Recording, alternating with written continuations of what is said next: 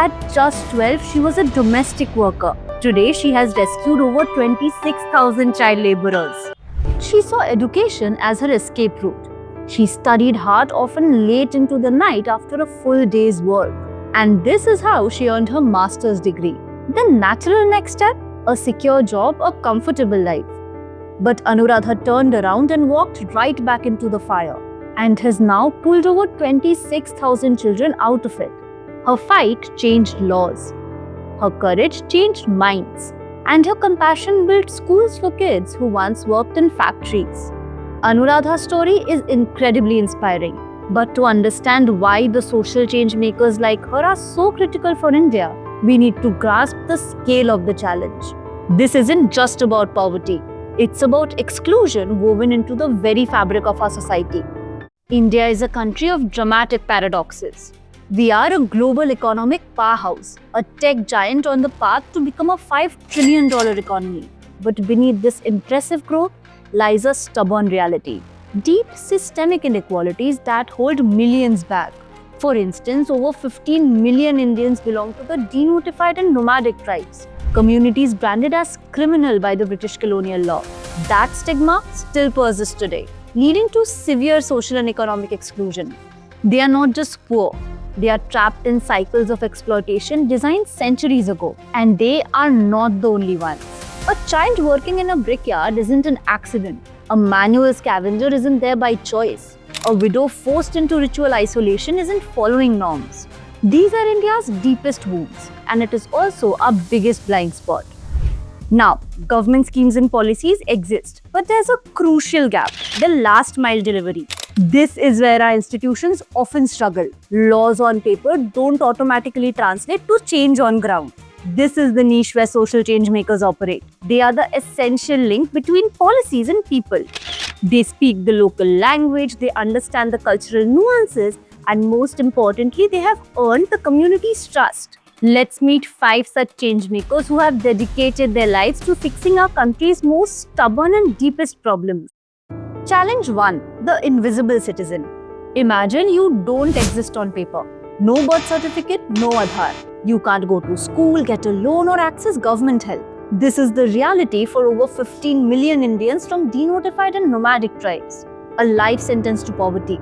No identity means no access to schools, banks, or welfare. They are effectively invisible to the state. The fixer, Mittal Patel. For over 20 years, his organization Vicharta Samuday Samarthan Manch has been a mobile grassroots bureaucracy. Mittal and her team travel to remote settlements, finding families who have never had documents. They sit with them, helping them fill out the complex government forms correctly. Then they don't just submit the forms. They follow up with the government for months, pushing until the document is delivered. The result? Over 500,000 people now have a legal identity. This work is the foundational fix. Without it, all other help is impossible. Challenge 2. Death without dignity. In our bustling cities, thousands die alone. Migrants, the homeless, the abandoned. The system often treats an unclaimed body as a logistical problem to be disposed of, not a human life to be honored. The fixer? Jas Kalra. Jas and his organization, the Earth Saviors Foundation, ensure that those who lived invisibly are not forgotten in death. They partner with police and hospitals and, according to their faith or tradition, give dignified farewell to the dead. They have already performed the last rites for over 20,000 unclaimed souls. A profound act of compassion that mends a broken social contract. Challenge 3. Social ostracism. In many villages, widows are still forced into isolation. They can't participate in festivals, wear colors, or remarry. This isn't law. It's a cruel social norm that robs women of their life and community. The fixer? Pramod Zinjade. Zinjade didn't fight the system with laws alone. He fought it with persuasion. Village by village, his organization Mahatma Phule Samaj Seva Mandal has ended dehumanizing widow rituals in over 10,000 villages across Maharashtra, mending the social fabric just through dialogue. Yup, that's the power of dialogue. It's what made these communities themselves decide to abandon the practice. The change came from within. Challenge 4. Manual scavenging. This is one of India's most shameful problems. Despite being illegal, people are still forced to clean dry latrines and sewers with their bare hands. It's a practice that treats human beings as disposables. The fixer, Asif Sheikh.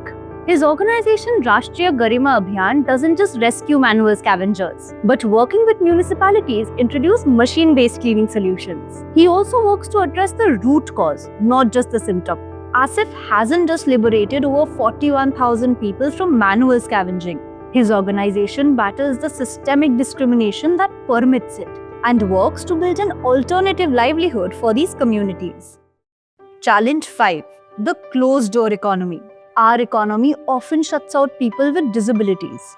Offices aren't accessible, and employers have a misconception about their abilities. It is a huge waste of talent.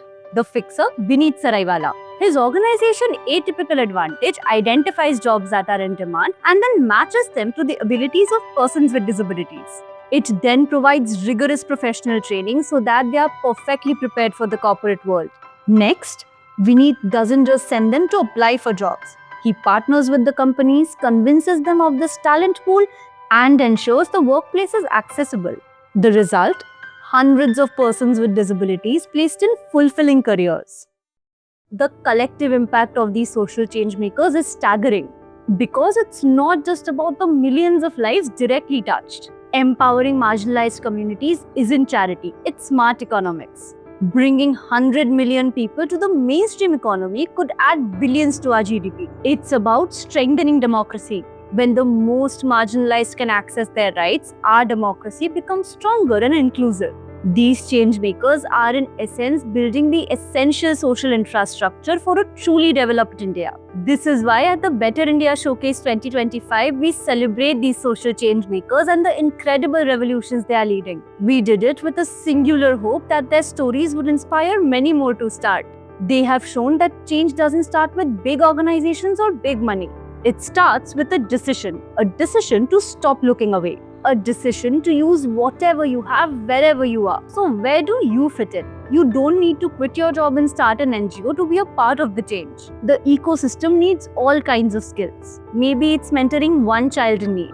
Maybe it's volunteering. Maybe it's choosing to support a local initiative or just simply sharing this video with one person who needs to see that change is possible.